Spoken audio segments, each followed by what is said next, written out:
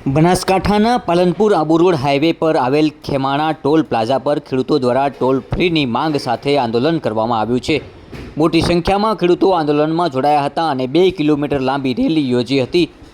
ત્યારબાદ ખેડૂતો toll plaza પર સભા યોજી અને કહ્યું કે આજે તો ખેડૂતોનું શાંત દેખાવ છે, પરંતુ જો માંગણીઓ નહીં સ્વીકારવામાં આવે તો આગામી સમયમાં ઉગ્ર આંદોલન થશે। જ્યારે ટોલ પ્લાઝાના મેનેજરનું નિવેદન છે કે ખેડૂતોની માંગણીઓ નેશનલ હાઈવે ઓથોરિટીને પહોંચાડી છે અને એ નિર્ણય લેશે એ પ્રમાણે માન્ય રહેશે। પાલનપુર આબુ રોડ હાઈવે પર આવેલા ખેમાણા ટોલ પ્લાઝા નજીક આજે ખેડૂતોનો માહોલ જુદો જ જોવા મળ્યો। ટોલ ફ્રી કરવાની માંગ સાથે મોટી સંખ્યામાં ખેડૂતો એકઠા થયા હતા। પોલીસ બંદોબસ્ત વચ્ચે ખેડૂતોને 2 કિલોમીટર સુધી રેલી યોજાઈ હતી। ખેડૂતોની મુખ્ય માંગ છે કે ટોલ પ્લાઝાની આજુબાજુના 20 કિલોમીટરના વિસ્તારમાં આવતા વાહન ચાલકોને ટોલ ફ્રી કરવામાં આવે।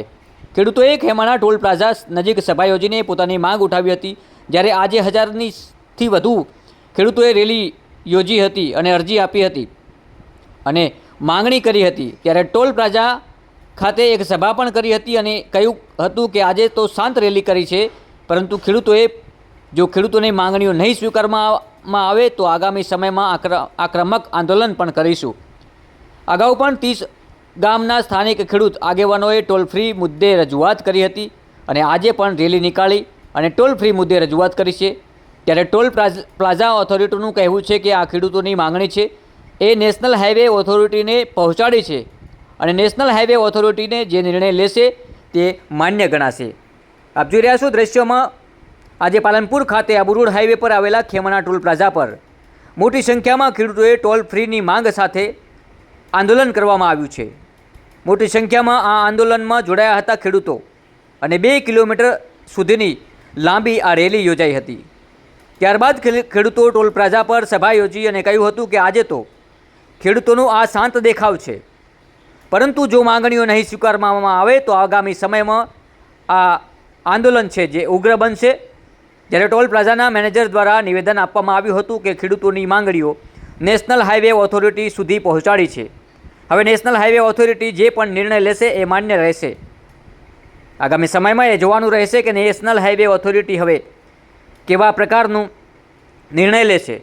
ખેડૂતોને ન્યાય મળે છે કે પછી ખેડૂતો ઉગ્ર બનતા વાર નહીં લગાડે। આજે તો ચીમકી આપી દીધી છે કે હાલમાં જે આંદોલન છે એ શાંત છે, પરંતુ જો માંગ નહીં સ્વીકારવામાં આવે તો આ આંદોલનને ઉગ્ર બનતા વાર નહીં લાગે। સરકાર સાથે મળીને આ સોલ્યુશન લાવે। હાઈવે ઓથોરિટી સરકાર પાસે જઈ અને આનું સોલ્યુશન લાવે, કારણ કે આ ખેડૂતો છે, આ જગતના તાત છે। જગતના તાતની જ્યારે જ્યારે પજવણી થઈ છે, જગતના તાતની ઉપર જ્યારે જ્યારે મુસીબતો આવી છે, આફત આવી છે, ત્યારે ત્યારે જગતનો તાત જાગ્યો છે। અત્યારે જે આંદોલન થઈ રહ્યું છે એ ખેમાણા ટોલ પ્લાઝા ઉપર થઈ રહ્યું છે નેશનલ હાઈવે ઓથોરિટીને લઈને। આજે ભારતીય કિસાન સંઘ પાલનપુર અને અમીરગઢ તાલુકાની આગેવાનીમાં ટોલ નાકાના વિરોધમાં મહારેલી થઈ રહી છે। 5000થી વધારે ખેડૂતો આ રેલીમાં જોડાણા છે। અમારી 2 માગણીઓ છે કે 20 કિલોમીટરના રેડિયન્સમાં એટલે કે પાલનપુર અને અમીરગઢના તમામ વાહનોને ટોલ મુક્ત કરવામાં આવે। 18 વર્ષથી અમારો કોઈએ ટોલ લીધો નથી।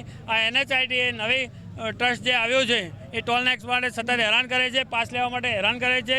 વર્ષોથી જે માગણી અમારી છે એક જ માગણી છે કે આ વિસ્તારને ટોલ મુક્ત કરવામાં આવે અને બીજું પાલનપુરના અંતરથી 6 કિલોમીટરના અંતરે આ ટોલનાકો આવેલું છે જે કાયદાકીય રીતે ખોટું છે। એક ટોલનાકાને 10 કિલોમીટરના અંતરે ખસેડવામાં આવે। આ બંને માગણીઓ સાથે અમે ભારતીય કિસાન સંઘ સાથે લડી રહ્યું છે। આમ કરવામાં નહીં આવે તો આવનાર સમયમાં ખૂબ મોટા કાર્યક્રમો ભારતીય કિસાન સંઘના નેતૃત્વમાં બહેનો સાથે કરીશું અને તેમ પણ નહીં માનવામાં આવે તો આવનાર સમયમાં અમે અમારા ઢોરો સાથે અને ટ્રેક્ટરો સાથે ટોલનાકું બ્લોક કરવાનો પણ કાર્યક્રમ કરવાના છીએ। 4-5 દિવસથી અમે છેલ્લા 5 દિવસથી અમારા ગામડામાં ન્યાય માટે અમે ફરી અને આજે આપની સમક્ષ જે પ્રજા આવી છે એ સાચા ન્યાય માટે અહીંયા આવી છે। અમે કલેક્ટર સાહેબને, SP સાહેબને અને જે કન્સલ્ટ LNT અધિકારીઓને, ટોલ નાકાના અધિકારીઓને પણ અમે જાણ કરેલી છે અને અમે ગાંધીજીના માર્ગે અમારા ન્યાય માટે અમે અહીંયા ઉપસ્થિત થયા છીએ। અમને ન્યાય મળવો જોઈએ। 20 કિલોમીટરની રેન્જ જે સરકારશ્રીએ નિયમ બનાવ્યો છે એનો અમલ થવો જોઈએ એવી અમારી ગાંધીજીના માર્ગે ન્યાય માટે અમે આજ સુધી અહીંયા આપની સમક્ષ પહોંચ્યા છીએ। આપના માધ્યમથી સરકારશ્રીમાં અને કલેક્ટરશ્રી બનાસકાંઠા SP સાહેબને અમે વિનંતી કરીએ છીએ કે તાત્કાલિક ન્યાય મળવો જોઈએ એવી અમારી આજુબાજુના બધા ગામડાઓની નમ્ર વિનંતી છે। તો આપશ્રીના માધ્યમથી જણાવીશ કે ખેડૂતો દ્વારા જે અગાઉ પણ રજૂઆત કરેલી હતી ટોલ ટેક્સ માફ કરવા માટે અને આજે પણ જે રજૂઆત કરવામાં આવેલ હતી તે અમારા દ્વારા અગાઉ પણ નેશનલ હાઈવે ઓથોરિટી ઓફ ઇન્ડિયાને રજૂઆત કરેલ છે અને અગાઉ પણ અમે આજ પણ કરીશું અને અગાઉ પણ આગળ પણ કરતા રહીશું. જે કંઈ પણ નિર્ણય national highway authority of India દ્વારા લેવામાં આવશે તે માન્ય ગણવામાં આવશે.